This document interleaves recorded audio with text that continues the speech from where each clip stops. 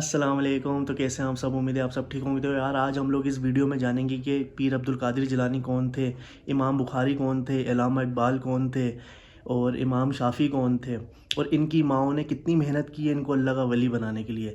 دیکھو، ہر اولاد جب کچھ چیز بنتی ہے نا، اللہ کے ولی ہو یا کسی بھی شعبے میں ہو، تو سب سے زیادہ جو کردار ہوتا ہے نا اس کی ماں کا، محنت اور سوچ اس کی ماں کی ہوتی ہے۔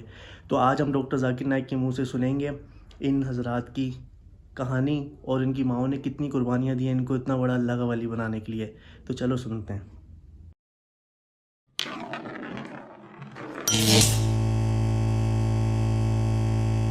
اقبال کی والدہ کے بارے میں ہم جب کتابیں پڑھتے ہیں علامہ اقبال کی زندگی کے بارے میں تو پتہ چلتا ہے کہ علامہ اقبال کے والد ایک ایسا پیشہ کرتے تھے جو ربا سے جڑا تھا، جو سود سے جڑا تھا، اور علامہ اقبال کی والدہ اسے بالکل پسند نہیں کرتی تھی۔ تو جب علامہ اقبال پیدا ہوئے، علامہ اقبال کی والدہ نے اپنے چھاتی کا دودھ، اپنا دودھ اپنے بیٹے کو نہیں پلایا۔ وہ چاہتی تھی کہ میرے بیٹے کے جسم میں ایک بوند بھی حرام کمائی نہیں جائے۔ تو علامہ اقبال کی والدہ نے کیا کیا؟ اپنے زیورات بیچے جو خود کے تھے، الحمدللہ حلال کمائی کے تھے، زیورات کو بیچ کے ایک بکری خریدی اور اس بکری کے دودھ سے پرورش کیا علامہ اقبال۔ اور اللہ نے پھر ان کے شوہر کو ہدایت دی اور وہ بھی سیدھے راستے پہ آ گئے، اور پھر اللہ نے ایسا شخص، علامہ اقبال جیسا شخص بنایا۔ ایسی کئی مثالیں، اور ایک مثال ہے والدہ کی، شیخ عبد القادر جیلانی رحمۃ اللہ علیہ۔ شیخ عبد القادر جیلانی رحمۃ اللہ علیہ الحمدللہ توحید پہ تھے، اور انہوں نے اس شہر ہندوستان میں اسلام کا دین پھیلایا۔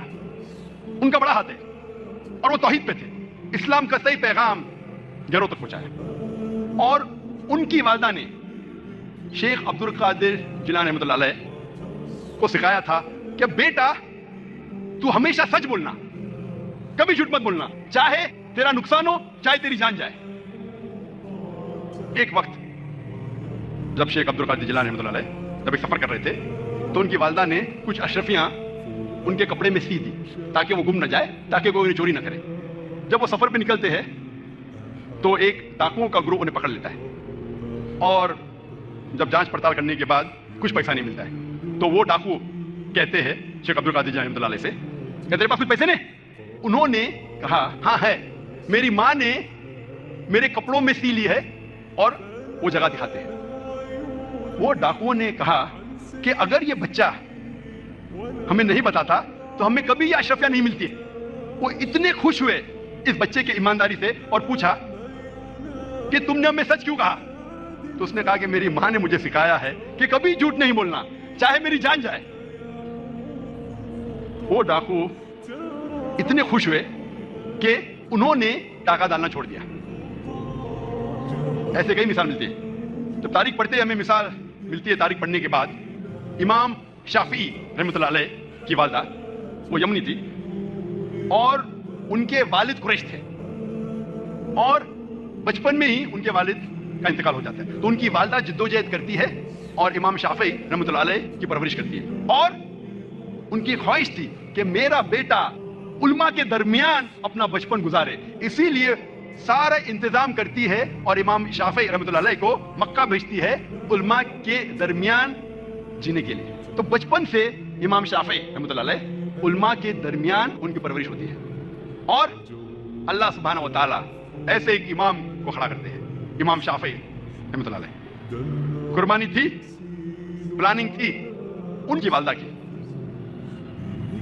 مستقبل سوچا ان کی والدہ نے۔ میں اور ایک مثال دوں گا، امام بخاری کی رحمۃ اللہ علیہ۔ امام بخاری کی والدہ کا بڑا ہاتھ ہے امام بخاری کی پرورش کرنے کے لیے رحمۃ اللہ علیہ۔ امام بخاری رحمۃ اللہ علیہ کی یادداشت بہت بہترین تھی، بہت پختہ تھی، لیکن افسوس کی بات ہے کہ بچپن میں ہی وہ اپنی آنکھ کی روشنی کھو دیتے ہیں۔ آنکھ کی روشنی کھونے کے بعد اس وقت کے سب سے بہترین ڈاکٹر کو دکھانے کے باوجود ان کی آنکھ کی روشنی نہیں آتی۔ اس کے بعد امام بخاری رحمۃ اللہ علیہ کی والدہ روز لگاتار اپنے رب، اپنے خالق اللہ سبحانہ و تعالیٰ سے دعا کرتی ہے کہ میری بیٹی کی روشنی لوٹا دے۔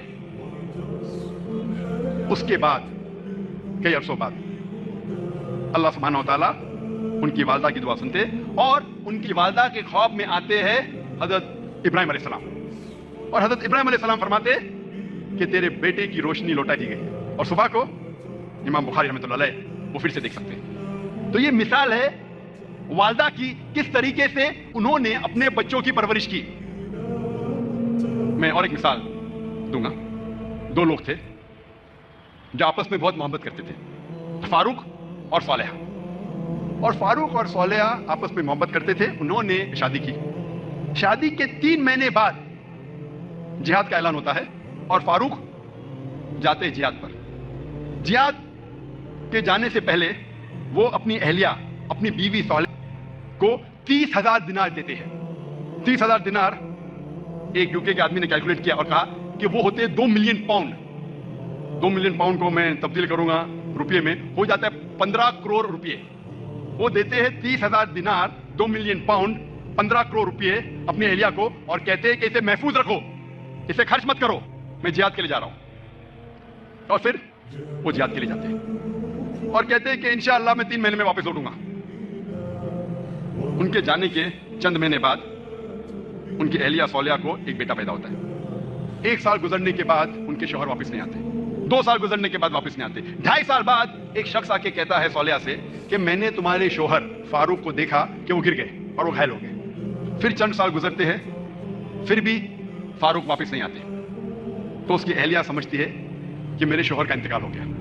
लेकिन 30 साल बाद फारूक वापस मदीना लौटते हैं और उनकी ख्वाहिश थी कि मैं मेरी अहलिया से मिलूं। लेकिन वो बहुत परहेजगार थे।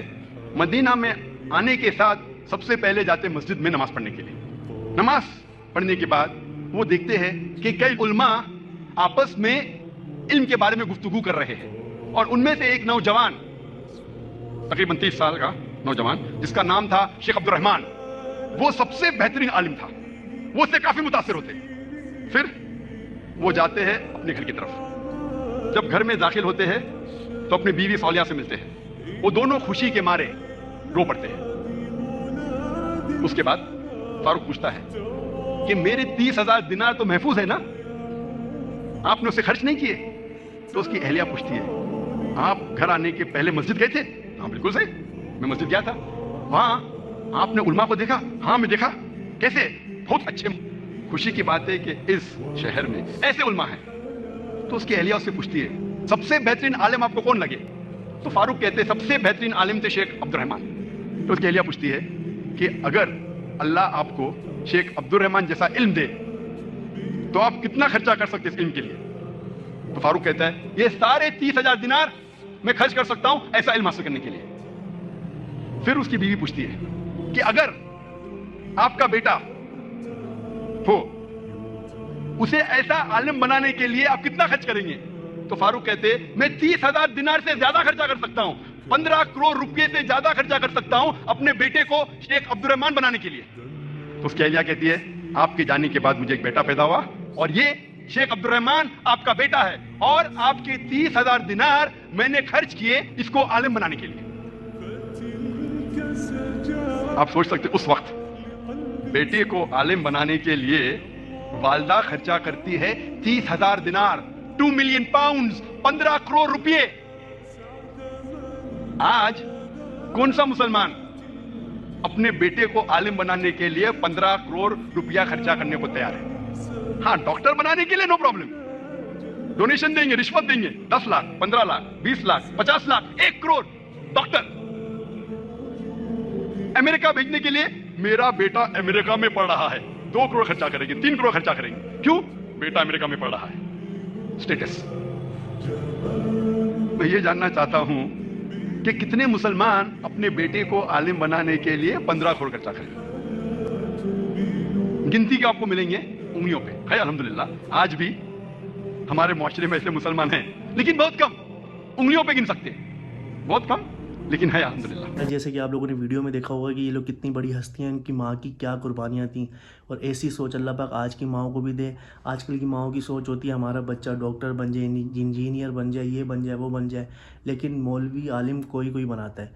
देखो, मौलवी आलिम बनना तो बहुत आसान बात है, लेकिन इनके जैसा इल्म, देखो माँ की वो दुआएं कि अर्श तक पहुँच जाती हैं। तो माँ, देखो ना, इमाम बुखारी की माँ ने दुआ की तो अल्लाह पाक ने, नाबीना थे वो, अल्लाह पाक ने उनकी आंखों की रोशनी लुटा दी।